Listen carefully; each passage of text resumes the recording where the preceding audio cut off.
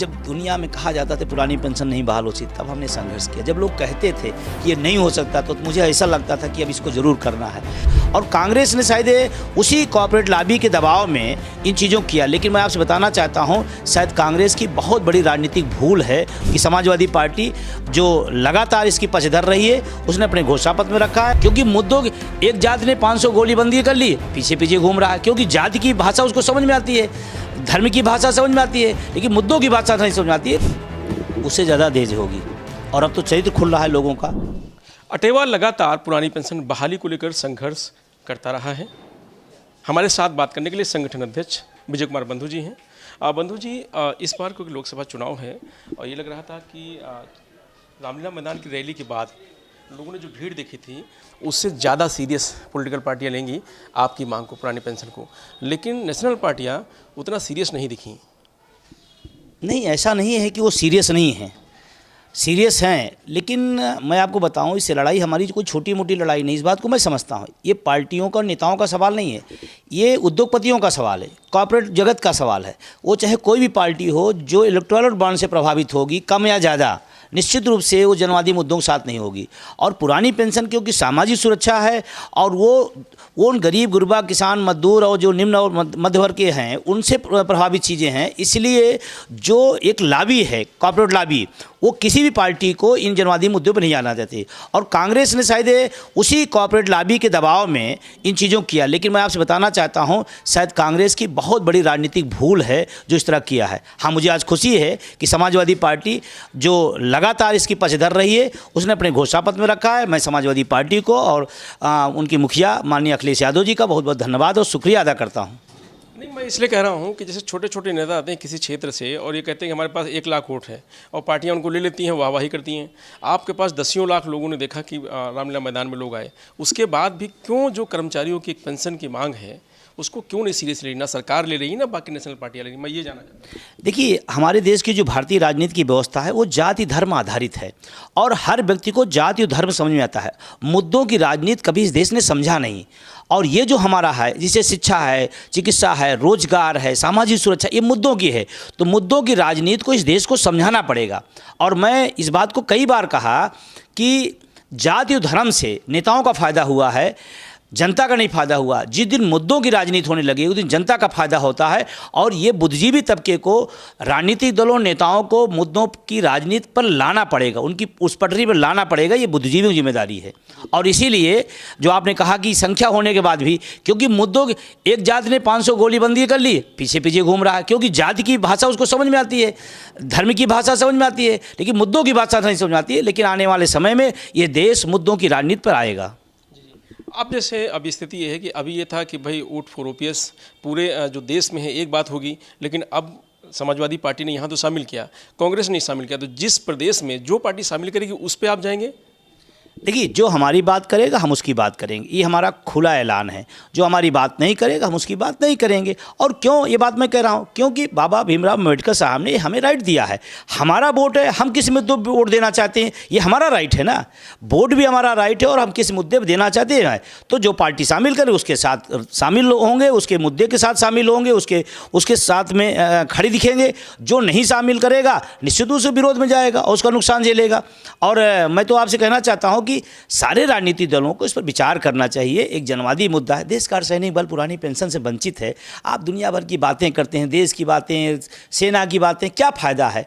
वो देश का अर्धसैनिक बल घुट घुट के मर रहा है, वो टेंशन में है, और दुनिया भर की बातें, उससे क्या फ़ायदा? मुझे तो खुशी है कम से कम इस बात को कहते हुए कि समाजवादी पार्टी ने न सिर्फ मुद्दे को रखा पुरानी पेंशन को, बल्कि मेरा एक शब्द था कि अर्धसैनिक बल, पैरामिलिट्री, और मुझे खुशी है कि उस लाइन में पुरानी पेंशन, पैरामिलिट्री सहित सभी को पुरानी पेंशन बहाल हो। ये मुझे बहुत खुशी है कि शब्द को जोड़ा गया। और देश भर के तमाम पैरामिलिट्री लोगों को लगातार मेरे पास फ़ोन आ रहा है कि ये आपके प्रयास से चीज़ें हुई है। अच्छा, जिस प्रदेश में कोई पार्टी नहीं शामिल करती है तो वहाँ पे क्या निर्णय होगा कर्मचारी? देखिए, अभी हमारी परसों राष्ट्रीय कार्यकारिणी बैठक हुई थी, इस पर बहुत मंथन हुआ है। 2-3 चीज़ें हम लोग निकाल के लाए हैं। अभी 14 अप्रैल को हम लोग एक हैशटैग चलाने जा रहे हैं, क्योंकि 14 अप्रैल बाबा भीमराव अम्बेडकर साहब क्या वो है, तो हम सब उस दिन आवर राइट ओपीएस हैशटैग, इस पर हम लोग एक कैंपेन चला रहे हैं। एक उसी के साथ है नो पेंशन नो वोट। ये भी हमारे उस कंपेनी का 14 तारीख को 14 अप्रैल को पूरे देश में होगा। और फिर 15 तारीख को हमने इसी के लिए, इस गंभीर विषय के लिए बातचीत करने के लिए बैठक बुलाए हैं कि अगर उसके बाद भी अगर बात आगे नहीं बढ़ती है तो हमारे पास 2 विकल्प होंगे। जहां हमारे पास कोई समर्थन पार्टी या कैंडिडेट सामने नहीं होगा तो हमारे पास 2 विकल्प होंगे। पहला विकल्प हमारे पास नोटा का होगा, हम नोटा की तरफ जाएंगे, लेकिन ये डिसीजन अभी 15 तारीख को राष्ट्रीय कार्यकारिणी बैठे। और दूसरा हो सकता है कि कोई कैंडिडेट हमारी बात को रखता, हमारी बात को मानता, हमारी बात का समर्थन करता है तो हम उस कैंडिडेट के साथ भी खड़े होंगे। ये 2 विकल्प ऐसी जगह होंगे जहां हमारे पास कोई विकल्पहीनता देखेगी पुरानी पेंशन की बात जो नहीं किए हैं ऐसी हालत में। देखिए, पहले जीत ये थी कि समाजवादी बीजेपी अगर साथ नहीं दे रही थी, सरकार में थी, तो कांग्रेस कम से कम साथ दे रही थी। जहाँ जहाँ उसकी सरकारें थीं वहाँ उन्होंने आपके संघर्ष को सम्मान दिया। लेकिन अब क्योंकि दोनों पार्टियाँ उसको सीरियस नहीं ले रही हैं, तो ऐसे में क्या वो लड़ाई उसी धार के साथ आगे जारी रहेगी? उससे ज़्यादा तेज होगी। और अब तो चरित्र खुल रहा है लोगों का। हिमाचल में ओपीएस के समर्थन में, राजस्थान में ओपीएस के समर्थन में, छत्तीसगढ़ में ओपीएस के समर्थन में, देश में क्यों नहीं? ये सवाल मैं नहीं, ये पूरे देश का कर्मचारी पूछ रहा है, ये क्यों नहीं? और मैं तो समझता हूँ कि ये पार्टी का शायद बुरा हाल इसीलिए हुआ है कि जो पार्टी ओपीएस लागू करके उसका श्रेय लेना ना जाने, इससे ज़्यादा नासमझी क्या हो सकती है? इससे ज़्यादा नासमझी क्या हो सकती है? और मंचों पर बड़े बड़े कांग्रेस नेताओं ने भाषण दिए हैं, चाहे वो मध्य प्रदेश का भाषण हो, चाहे राजस्थान का भाषण हो, चाहे हिमाचल का, चाहे कहीं भी भाषण दिया, सब जगह बोला गया है। आदरणीय प्रियंका गांधी ने बोला, आदरणीय राहुल गांधी ने बोला, उनके तमाम नेताओं ने बोला। तो क्या वो बातें जो बोल रहे थे वो गलत थी या अब जो कर रहे हैं ये गलत है? ये भी सवाल है।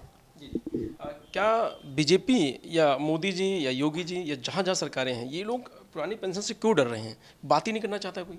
देखिए, अब तो हम सब बहुत समझाया करते थे, लेकिन अब तो बहुत चीज़ें की। इलेक्टोरल बॉन्ड ने क्या सिद्ध कर दिया? जो कॉर्पोरेट जगत से, जो उस ब्रांड से सरकारें चलेंगी वो कभी जनता के हित की बात नहीं कर सकती। देखिए, जो एनपीएस का पैसा है वो भी सरकार को, सरकारी कर्मचारियों का पैसा एक माध्यम से प्राइवेट कंपनियों को दिया जा रहा है। तो कैसे वो कह सकते हैं कि नहीं हम इसको ख़त्म करेंगे? क्योंकि उसमें, और इलेक्टोरल बॉन्ड में भी हम बात करना चाहते हैं कि एनपीएस का बहुत सारा पैसा उसमें जा रहा है घूम करके। अब लोगों को समझ में आया कि भाई जो कंपनी जितना मन होता है वसील ले और उधर ला के दे दे। इसका मतलब वसीला कौन रहा है? सरकार सीधे ना आकर उसवा दूसरे से ही ऊपर से ले रही है। यही तो खेल इलेक्टोरल बॉन्ड का है। और क्या है कि पैसा तुम उसीलो, हमको ला के दे दो, तुम उसीलने काम तुम करो। हम लोग इतिहास पढ़ा करते थे, बंगाल में दोहरी शासन व्यवस्था, वहाँ पर शासन करने का काम अंग्रेज का था और वो जो कर्ज वसीले का काम था वो भारतीयों का था। तो अब जब कर्ज जो आदमी वसीलेगा, नाराजगी उसके प्रति होगी, और शासन कौन कर रहा है? तो ये एक सरकार उद्योगपतियों के माध्यम से, तरह तरह के माध्यम से जनता के पैसे को इकट्ठा करके दूसरे माध्यम से अपने पास ला रही है। तो जो कॉर्पोरेट जगत के लिए, इस गुलाबी के लिए काम करेगा वो कतई नहीं कर सकता है। और ये न सोचें, ये दौर ऐसे ही होता है। ये देश हमारा बहुत महान है, ये बहुत लोकतांत्रिक जड़ इसकी बहुत गहरी हैं। वक्त बदलता है, चीज़ें होती हैं, और आने वाले लोकसभा चुनाव में इसका बहुत बड़ा असर पड़ेगा। तो हम ये कह सकते हैं कि जब तक पूरी तरीके से पेंशन कर्मचारियों को नहीं मिलेगी तब तक ये संघर्ष और तेज होकर के लगातार जारी रहेगा। देखिए, हमारा एक अपना व्यक्तिगत वो है, सोचते हैं हट के, करते हैं डट के। जब दुनिया में कहा जाता था पुरानी पेंशन नहीं बहाल होती, तब हमने संघर्ष किया। जब लोग कहते थे कि ये नहीं हो सकता तो मुझे ऐसा लगता था कि अब इसको ज़रूर करना है। ये जितना चोट मारेंगे उतना ज़्यादा मजबूत होगा आंदोलन, और हम एक न एक दिन 110% इस देश में पुरानी पेंशन बहाल होगी। वो पार्टी करेगी, कौन नेता करेगा, कौन नहीं करेगा, विषय नहीं है। आने वाले समय में ये हम सलूशन की तरफ बढ़ेंगे और रास्ता निकलेगा। जी, धन्यवाद। तो ये थे बंधु जी जो कहते हैं कि सोचते हैं डट के, करते हैं हट के। जब तक पेंशन पूरी तरह से बहाल नहीं हो जाएगी तब तक अटेवा का यह संघर्ष इसी तरह जारी रहेगा। मैं रजनीश यादव, लोकमत, लखनऊ।